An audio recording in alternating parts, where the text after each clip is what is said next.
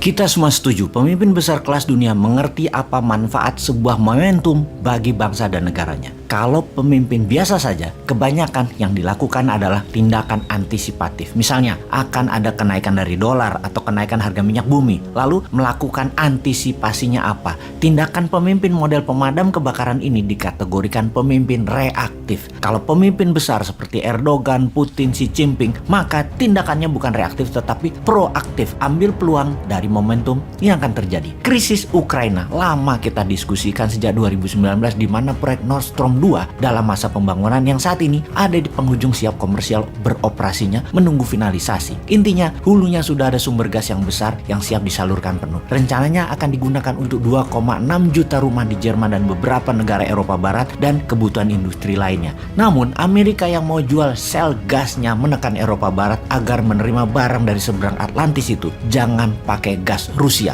Putin berang. Maka Rusia cari alasan selain Putin punya romantisme sejarah yang ingin membuat dirinya bagaikan Catherine the Great, sang ratu yang menyatukan seluruh wilayah yang kemudian jadi patokan Stalin menjadi wilayah Soviet, di mana Putin akan ambil balik membuat Rusia baru. Alasannya Putin tidak mau NATO ada di pagar Rusia. Kalau NATO masuk, negara yang diambil NATO tersebut akan dianeksasi, diserbu dan diambil. Kembali ke Xi Jinping. Dalam masa yang cepat, Xi Jinping dan Putin baru saja menandatangani sebuah kontrak dagang senilai 118 billion dolar untuk transaksi Tiongkok beli minyak dan gasnya Rusia. Dengan tawaran tersebut, kalau gas Rusia tidak ke Eropa Barat, sebagian diambil Tiongkok. Itu jenius. Lalu apa yang Tiongkok akan lakukan?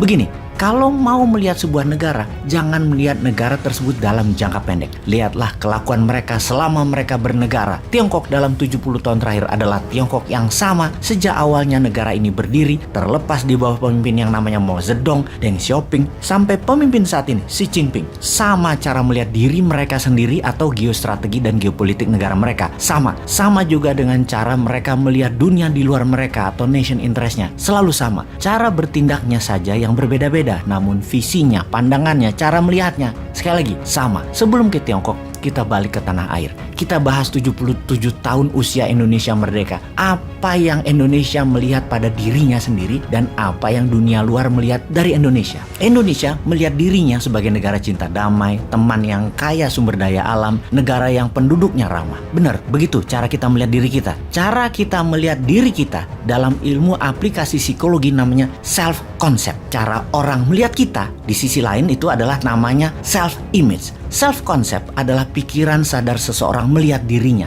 Self-image adalah pikiran bawah sadar seseorang yang tertanam di dalam. Jadi apa yang orang lain lihat adalah self-image yang ada dalam data pikiran bawah sadar seseorang. Self-concept Indonesia melihat dirinya adalah sebagai negara cinta damai, teman yang kaya sumber daya alamnya, negara yang penduduknya ramah. Dan apakah negara lain melihat begitu? Lalu apakah sesungguhnya self-image Indonesia? Apa gambaran citra negara lain melihat Indonesia? Indonesia itu di buku putih Departemen Pertahanan negara tetangga seperti negara Malaysia, Singapura, Australia melihat Indonesia adalah ancaman karena Indonesia citra dirinya yang dibaca oleh mereka adalah negara agresor. Sesungguhnya bawah sadar aslinya Indonesia itu adalah negara pejuang, negara global player, pengendali atau domination country yang semua itu dimainkan dengan baik oleh Gajah Mada, Hang Tuah, Prameswara, Sriwijaya dan hingga presiden pertama kita, Soekarno. Karena itu, bagi negara yang butuh Indonesia, tidak boleh hadir lagi pemimpin Indonesia yang agresor, yang berani, yang punya jaringan internasional, yang banyak referensi berpikir dengan buku, dan dikelilingi orang cerdik pandai level dunia.